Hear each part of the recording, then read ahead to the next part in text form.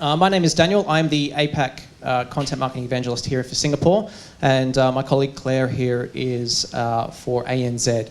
And so today we are going to talk to you a little bit about how you can actually help you win market share with different types of content to create, and we're going to try and show you a bit of a framework on how this is going to be.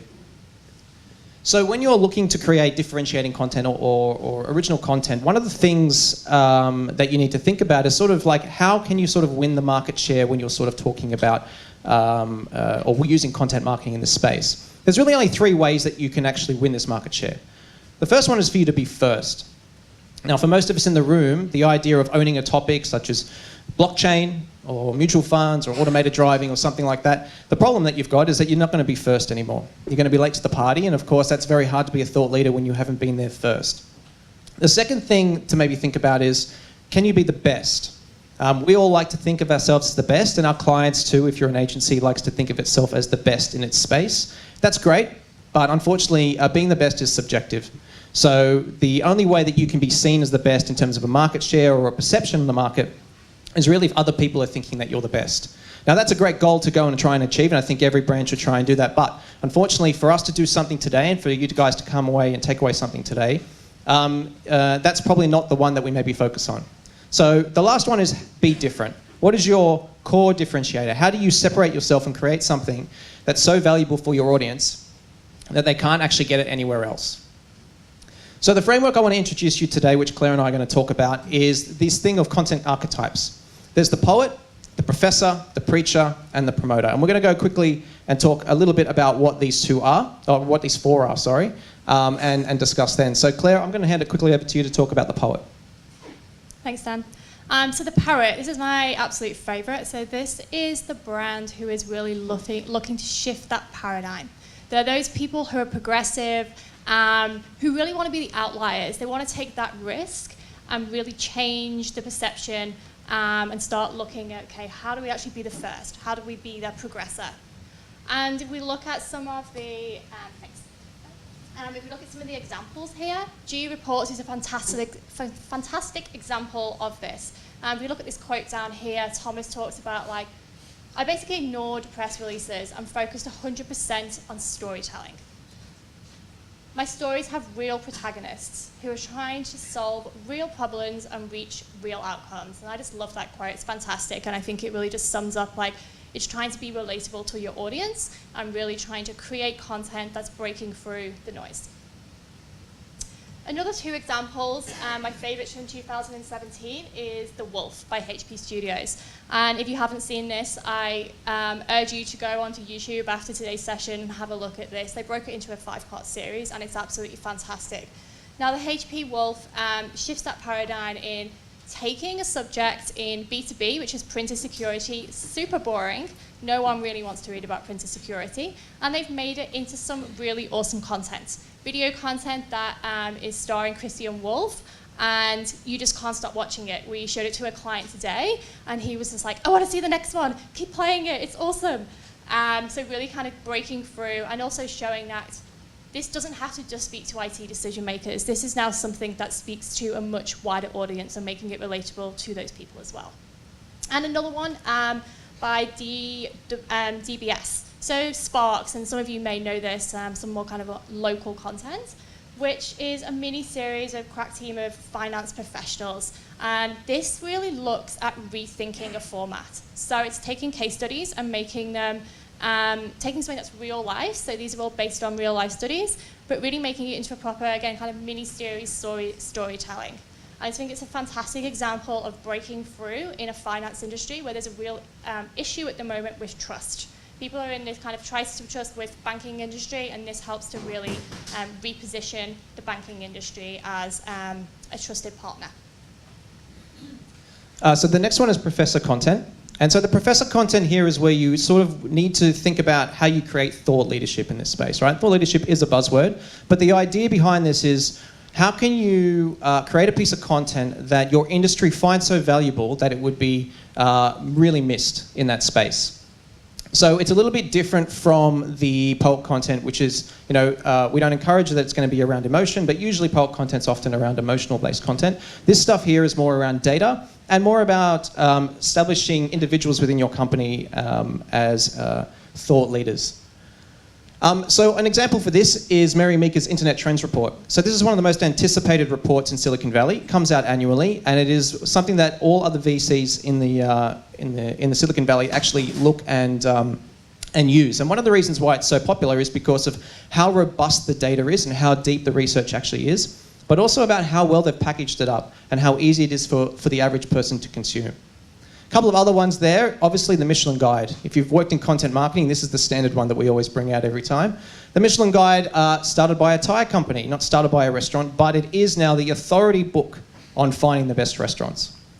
The same can also be said around Salesforce and their big event Dreamforce.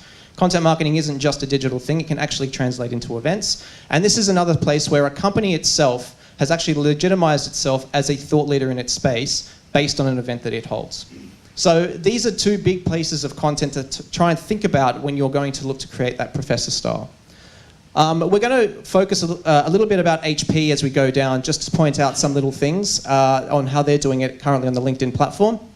Here with HP Labs, they're actually looking to bring up their employees as thought leaders. So this is the HP chief engineer, and he's actually blogging on the LinkedIn platform as well as the LinkedIn publishing as well.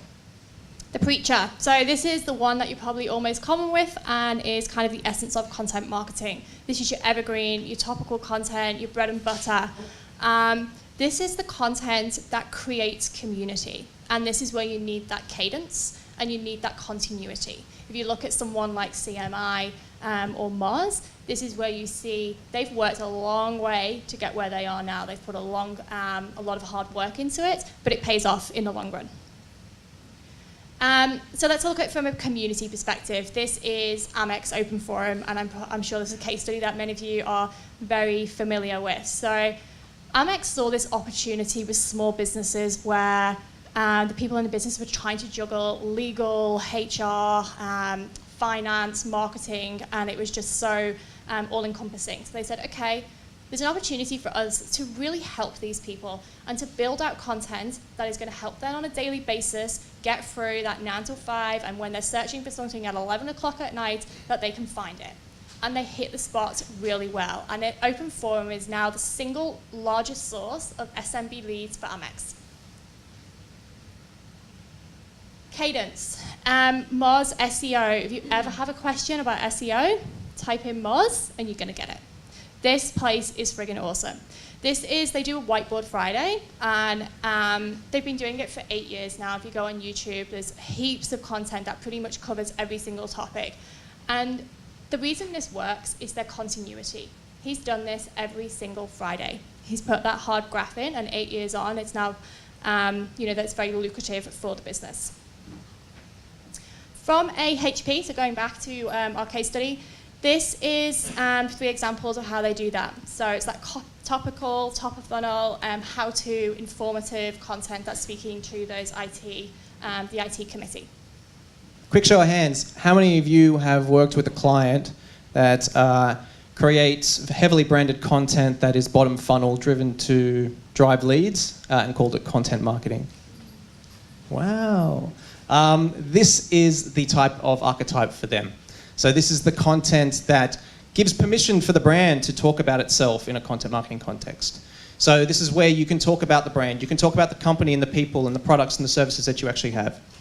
And the overall goal for this one here is really conversion, right? So whether that is to get you more subscribers or leads or even a transaction to your website, this is the type of content that every brand we do encourage to create, but obviously don't make it the focus and the only type of content you create.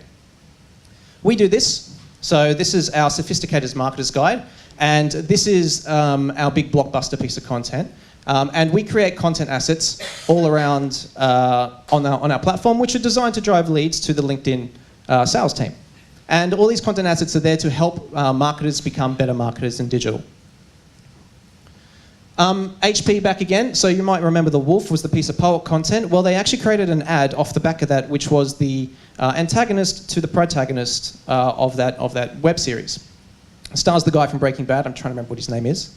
It's an actually 30-second television commercial, but it only talks really about the printer. So this is the solution that HP is hitting you with, but you don't actually get served this kind of commercial when you're actually watching The Wolf.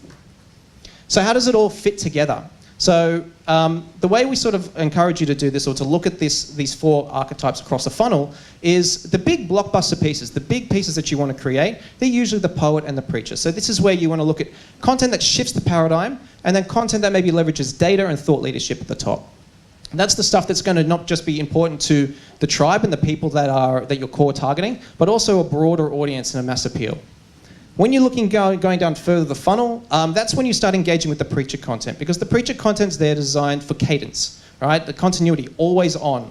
Creating content that's either evergreen or news or however you want to create that content. The idea is for it to keep it always on, to keep those people nurtured and keep those people warm until they're actually ready to make the jump into a transactional intent mindset. And that's when you hit them with the advertising and the bottom and the promoter style archetype. With this one here, the goal is obviously to generate those leads, to generate some kind of conversions. And the way we would encourage you to do this is to run maybe preacher content and promoter content at the same time. So an always on cadence for both of those 2 archetypes. And then, your quarterly white paper or your annual web series, they would be more top funnel, and that would be the poet and the professor content there. So Dan, got yes. a question for you. Can a piece of content contain all 4 archetypes? Oh, it's great that you asked that, Claire. Thank you very much. The answer is yes, of course it can, but the truth is that content's shit. So don't create it that way. Every single one of these archetypes has a very different goal attached to them. You are trying to change perceptions, you are trying to be a thought leader, you are trying for cadence and nurturing a community, you are trying to get leads. Each one of these different ones is probably better to stay on their own. You will have pieces of content that actually translate seamlessly between 2 or 3 of these, but the idea that you can create one magic piece of content that covers all full funnel and does all these different things is a furphy, and we would encourage you to maybe think a little bit more strategically about that.